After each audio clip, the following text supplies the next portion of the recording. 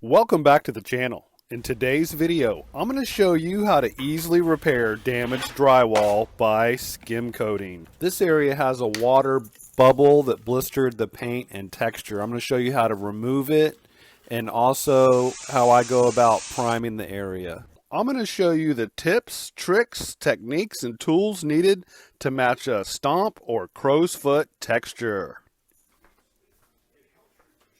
And if you're new to the channel, my name's Paul and I've been a drywall and painting contractor for over 20 years. If you're looking to step up your drywall, texturing, and painting game, be sure to hit that subscribe button and also the bell notification to get alerted whenever I post a new video. Let's get into this video. All right, we got one more. It's a small area on the wall. It's just kind of blistered up. So I'm gonna scrape that back and see what's going on. We're thinking hopefully we'll be able to prime it with some Kilz, skim coat it, and then match the texture.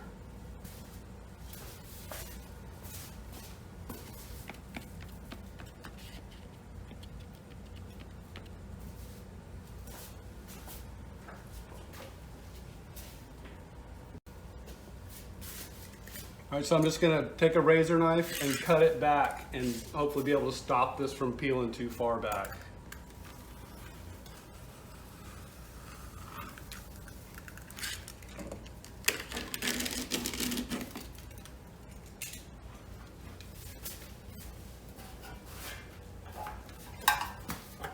I'm gonna use my mud pan to catch most of this debris.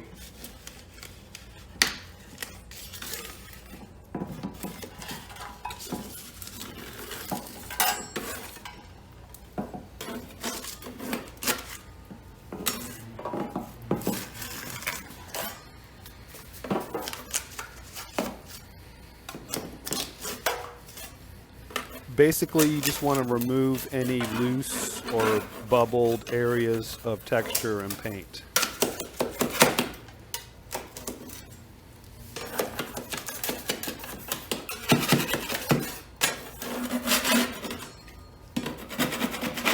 Alright, so I'm going to hit this spot with Kilz because it's kind of a dusty surface. It lost the adhesion with the paint and texture, so I'm going to seal it up with this.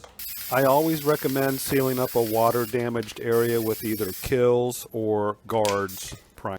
Alright, so I'm moving a little fast because I've got some 20-minute quick set joint compound already mixed up that I mudded the ceiling repair with.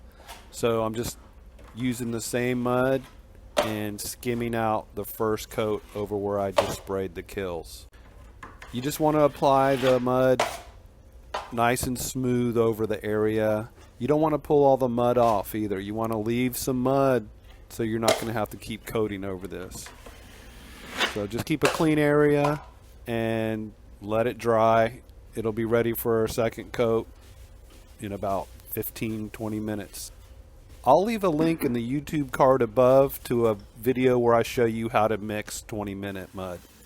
Okay, so first coat's dry. I'm hitting it again with the second coat of 20-minute mud. You can use an all-purpose joint compound. It's just going to take a little longer to dry.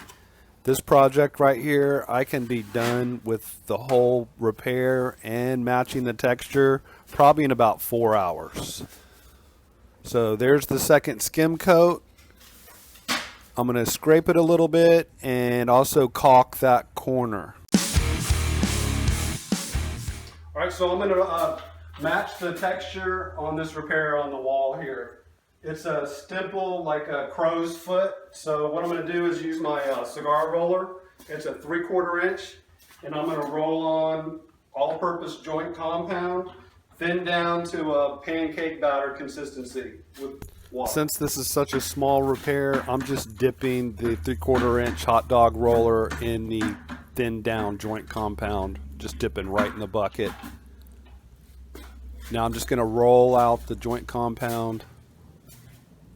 That's how you get a pretty consistent texture. If you just dip your brush in, you're not going to get a consistent texture. You got to get the compound up first.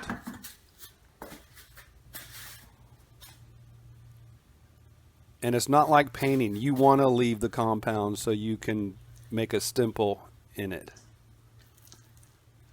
So leave the mud up there and then you're just going to try and dial in what the texture looks like on the existing wall or ceiling repaired area. You want to leave it a little thicker. You don't want to just roll it out like you're painting. Since it's in a corner, we're just going to have to make it happen. So I'm just going to dab and pull and see where I end up with.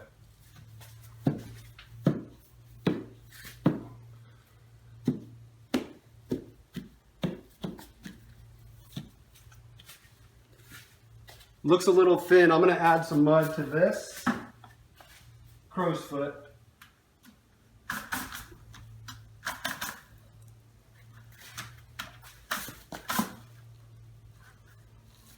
That's going to build it down a little bit. There we go, much better.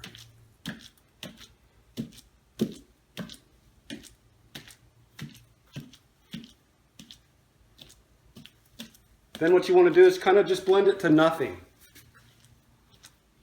It's all about the blending when you do texture matching.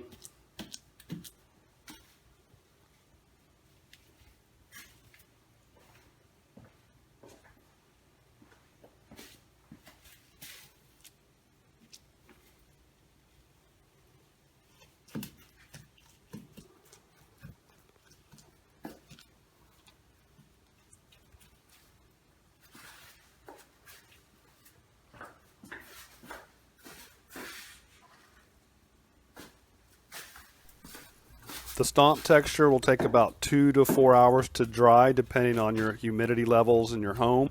Once the texture is dry, you'll want to hit that with a quality primer. I like to use a Zinsser 123 latex primer and then your favorite flavor of paint.